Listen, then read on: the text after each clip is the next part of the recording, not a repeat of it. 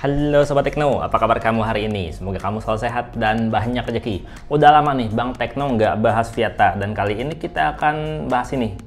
Viata Airboom Pro 2, ini harganya nggak sampai 300.000 ya sob, cuma 200 ribuan.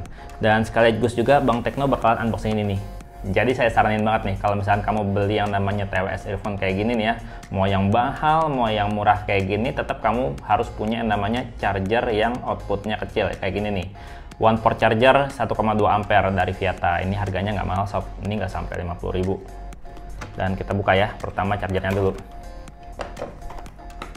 Untuk harga belinya berapa, terus belinya di mana, kamu bisa di deskripsi video ya. Nah, chargernya kayak gini. Secara build quality sih standar aja ya. Kamu bisa lihat voltasenya tuh dia 5 volt, terus dia outputnya cuma 1,2 ampere. Output kayak gini yang nggak sampai 2 ampere ini tuh jauh lebih aman kalau buat ngecharge yang namanya TWS earphone. Oke ya, ini kita singkirin dulu. Ini harganya sekali lagi sob, kalau misalnya kamu belinya di Tokopedia, ini harganya tuh nggak mahal. Ini cuma 280 ribuan, nggak sampai 300 ribu. Oke, kita buka.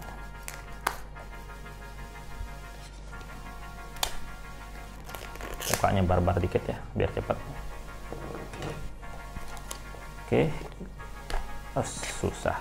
Nah, isi kotaknya kayak gini sob. Ada welcoming party-nya, welcoming party. Ini buku petunjuk penggunaan ya. Terus di sini juga ada TWS earphone-nya sekaligus charging case-nya. Kayak gini sob bentuknya sob. Dia tuh dibikin standar banget ya modelnya, dengan finishing ngedak. Jadinya tuh dia nggak kotor-kotor nempel sidik jari. Saya suka nih yang finishing kayak gini. Dan yang saya suka adalah ini dia udah magnetik, dia udah nggak pengait, harga 200.000, nggak sampai 300.000. Terus dia juga udah pakai USB-C sob, jadinya lebih feature proof. Kalau kamu misalkan udah ganti HP, udah upgrade HP yang udah USB-C, jadinya kamu ini tuh nggak perlu pakai kabel khusus lagi, kabelnya sama. Nah terus di dalamnya nih bentuknya kayak gini sob. Tuh, dia juga dibikin ngedok juga, dan ini lumayan berasa solid ya. Kalau saya pegangnya itu berasa banget solid, cakep. Oke, kita lihat dulu lagi kelengkapannya apa aja. Nah, di kompartemen berikutnya ini kita bisa temuin ada kayaknya sih kabel ya. Agak susah. Nah, kabel charger nih panjangnya ini sekitar 30 cm ya. Jadi kalau misalkan kamu suka kabel charger yang pendek, ini berguna banget. Cuma 30 cm.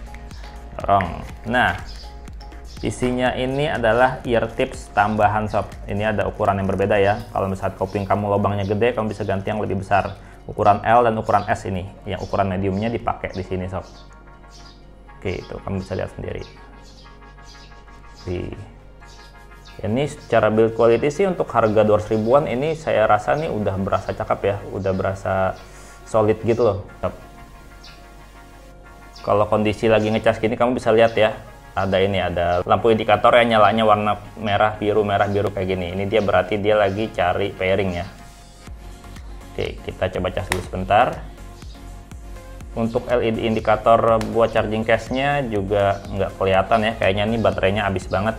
Nah, kalau lagi kondisi ngecas, di sini charging indikatornya nyala ya, warna merah kedip-kedip gini.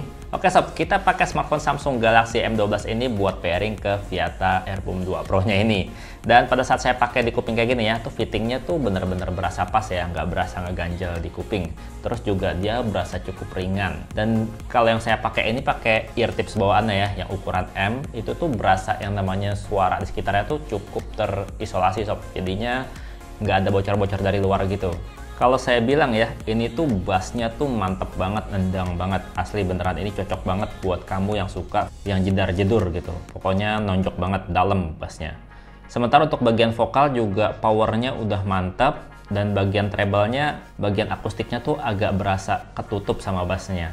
Pokoknya kalau untuk karakter suaranya itu pas banget buat kamu yang suka dengar musik yang jedak-jeduk gitu, yang bener-bener kayak disco, kayak remix itu, ini enak banget buat dengernya karena dak-tuk tuh dalam banget bassnya.